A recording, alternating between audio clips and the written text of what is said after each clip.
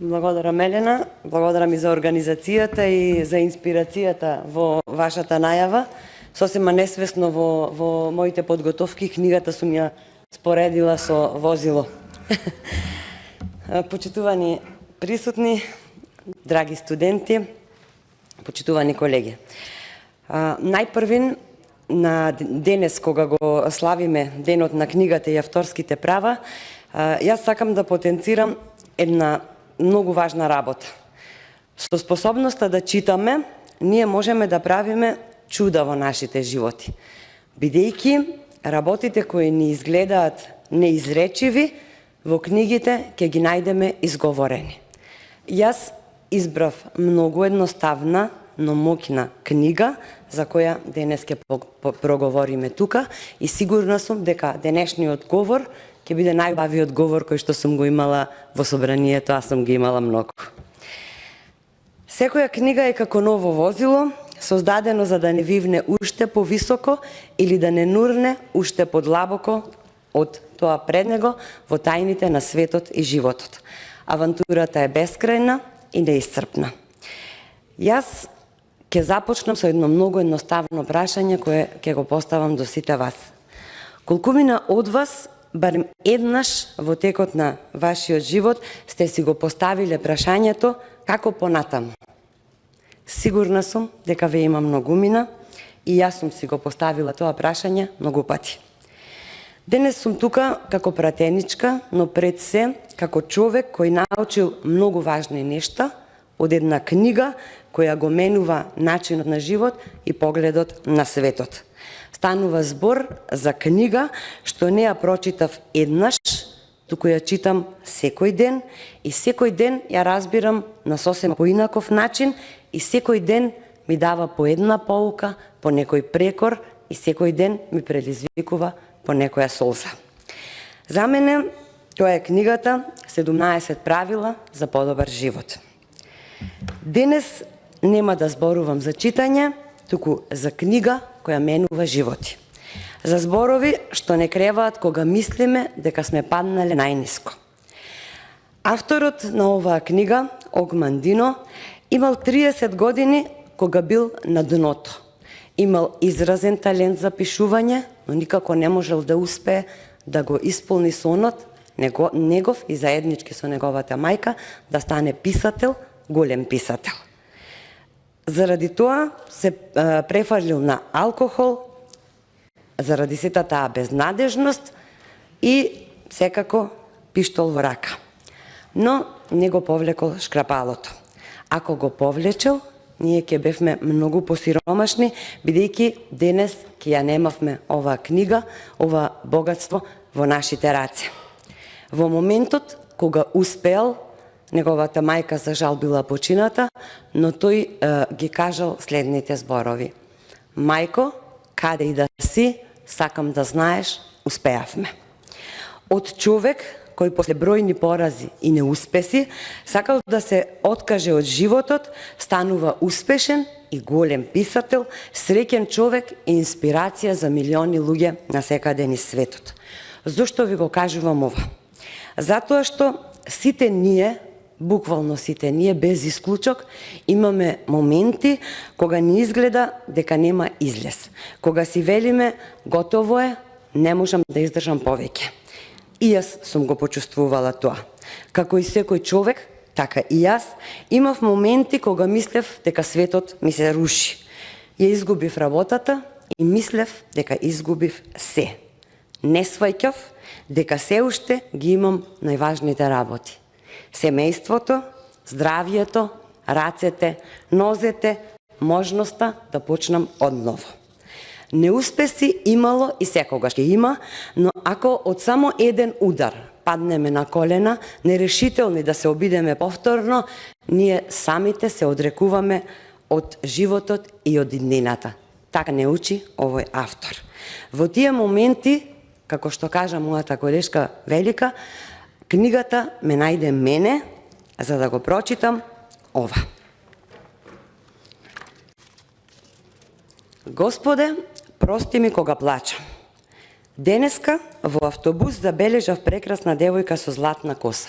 и подзавидов, сета блескаше и посакав и јас да бидам толку убава.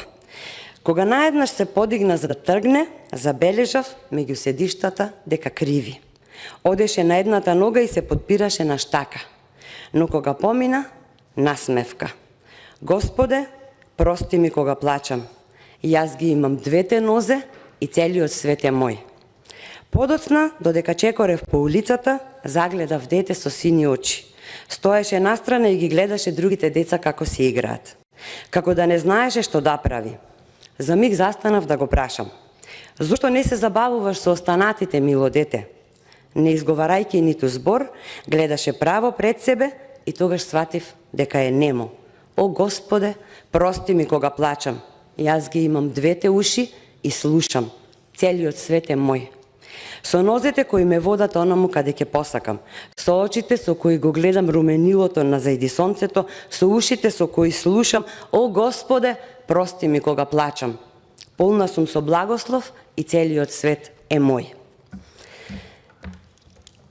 Токму тогаш, во тие моменти, овие едноставни, но моќни зборови ми помогнаа да станам. Не толку брзо, не побрзо, но многу посилно. Бидејќи проблемот не е во тоа што нема пат. Проблемот е што многумина не веруваме дека имаме избор, а секогаш имаме. Замислете, ако ок го повлечеше шкрапалото, оваа книга немаше да постои, оваа книга немаше да биде мое олеснување во дадени моменти.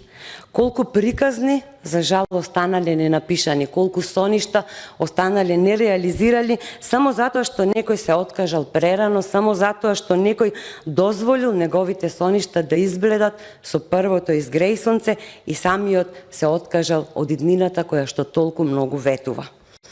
Зошто има толку многу неуспеси? Оние кои живеат во несреќата на неуспехот не ги испробале своите можности за избор на подобри работи во животот, затоа што никогаш не биле убедени дека имаат избор. Поразот не е крај. Поразот е првиот чекор кон нешто подобро. Така не учи овој автор. Тоа што го учиме преку поразите, никогаш не би го научиле ако се одело како што треба. За мене, оваа книга е патоказ за тоа колку малку е потребно за животот да ни биде среќен и убав, а колку често токму тоа малку ни недостасува, бидејќи среќата е насекаде околу нас, но ние не ја препознаваме затоа што не знаеме што точно е среќа и залудно трагаме по клучот на успехот и златните прегратки кои ќе ни донесат слава и моќ. Но, ако среќата не е внатре во нас, во нашиот начин на размислување, залудно ќе трагаме по неа, несвесни дека ниту една платежна картица на светот не може да произведе среќна и насмејана личност.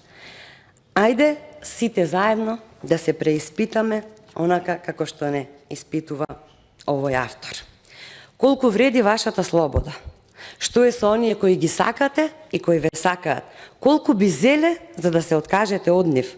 Вашите очи? Дали би зеле 10 милиони долари за вашите очи? А колку ли вредат вашите раце и нозе? 5 милиони долари? 10 милиони? Вие навистина сте драгоцен примерок, зарем не? Кога некој би ви предложил сето она што го имате, веднаш да го менувате за целото злато од некој трезор, дали би го направиле тоа? И кога веќе толку се проценувате, кажете ве молам, зошто сте толку мрачни и толку тажно изгледате, претепано, поразено и отфрлено? Зошто? Ни збор повеќе за тоа. Постои подобар живот за вас и тој почнува денеска. Сваќате ли сега колку сме среќни? Среќата е внатре во нас и ако ја бараме надвор, за бадијала губиме време. Добро е да се има пари и работи кои може да се купат со пари, но мора еднаш да подзастанеме и да бидеме сигурни дека попатно не сме ги загубиле оние работи кои не можат да се купат. Кога се подготвував за денес и кога отворив да се подсетам на правилата, одново плачев, голема плачка сум, но и ветив на една моја блиска другарка дека ќе се воздржам и нема да плачам. Сваќајќи каде грешам, бидејќи ова е книга која каде и да отворите, има по некоја поука, каде и да чепнете, ќе се прекорите себе си, каде и да го пуштите погледот, ќе ви протече по некоја солза. Она што го спомна и мојата драга пријателка Елена, товарот на јавниот живот. Во целата трка со животот и со врските, која ја нарекуваме презафатеност, премалку посветено време на децата, немање време за заеднички ручек, за заедничко капење на плажа, малечки биле, прашувале, не добиле одговор. Ми пречела нивната врева и вчера го видов ова. Од книгата е, но тука ми е запишано. Ке дојде денот кога ќе се шетате по куќата и ќе најдете две наполно празни и тивки личности. А потоа, самите ќе се запрашате каде заминале. Јас денес си го поставувам ова прашање. Моите деца се пораснати и се прашувам каде замина тие малечки палави деца. Немојте да се доведете во ваква ситуација, бидејќи верувајте на вистина боли.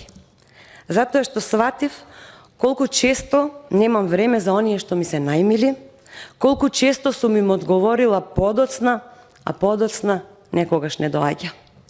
И затоа денес сакам да ви кажам нешто многу едноставно. Што и да станете во животот, ако немате љубов, ако немате среќно семејство, ако немате блиски луѓе и пријатели покрај себе, успехот нема никакво значење. Клучот е во изборот, во начинот на кој размислуваме. Какви ни се мислите, таков ни е животот, ке речат авторите. Звездите понекогаш ги гледаме од најдлабокиот бунар, а понекогаш не можеме да ги видиме дури и кога сме на највисоката планина. Сите ние секој ден бираме дали ќе бидеме благодарни за она што го имаме или ќе жалиме за тоа што го немаме. Дали ќе останеме да се пропелкаме во неуспехот од вчера или ќе напишеме нова страница во нашата книга на животот со стилот кој самите ќе си го избереме. Ние ја имаме оваа книга и знаеме дека клучот е во изборот. Ги имаме овие 17, но верувајте ми, многу моќни правила и затоа веднаш ве повикувам да започнеме со подобар живот. Бидејќи се што имаме е денешниот ден. Утрешниот ден е само ветена позајмица. Ако не го искористиме мудро, самите сме се одрекле од своите соништа, а не сме родени за да пропаднеме. Нема магичен рецепт за успех, нема патокас кој ќе не одведе до среќата, ако ние самите не одлучиме да се промениме. Одлуките ги носиме за себе, затоа што никој никогаш не живеел туги живот. И затоа, денес, кога веќе точно свативме што е среќа, сакам сите ние да си ветиме себе си нешто. Да ја побараме среќата внатре во нас. Да си ја пружиме, да ја гушнеме, да ја споделиме. Бидејќи среќата е како аромата на парфемот. Не можеме да се полиеме на себе си, ако претходно не сме капнале неколку капки и на другите. Сега е моментот да се биде среќен, овде е местото за да се биде среќен.